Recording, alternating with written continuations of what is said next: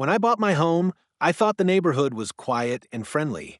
That illusion shattered the day I got a letter from the HOA. It wasn't about my yard, my paint color, or even my trash bins. No, they claimed my Wi Fi network name was offensive and a threat to community harmony. My network name? HOA underscore spying underscore use.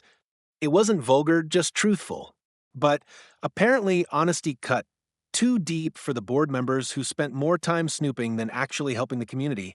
At first, I laughed and ignored their demand to change it immediately. But then came the follow up letters, stern warnings, thinly veiled threats of fines, and a ridiculous request that I submit all future Wi Fi names for pre approval. That's when I knew this wasn't about rules.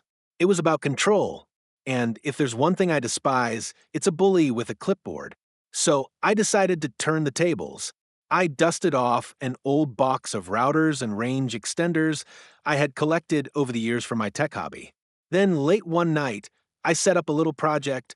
By morning, my house was broadcasting not one, not two, but 50 separate Wi Fi networks, each one named after a different HOA rule in painfully specific detail. There was no underscore painting underscore fences underscore after underscore 6 p.m., trash cans underscore too close to curb underscore fine $50, approved mailbox colors only, and my personal favorite, board president loves power trips. Every device in range lit up with a wall of HOA nonsense, a virtual billboard exposing their obsession with control. Neighbors started noticing. Some laughed, some were annoyed, but many began questioning why they were paying fees to an organization more interested in micromanaging than improving the neighborhood. The HOA board called an emergency meeting, clearly rattled. They demanded I take down the offensive networks.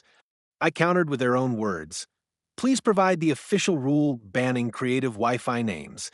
They had none. Their furious stares could have melted steel, but their hands were tied. They couldn't fine me for something not in the bylaws, and rewriting them would expose them to ridicule from the entire community. Within weeks, the HOA stopped sending me letters.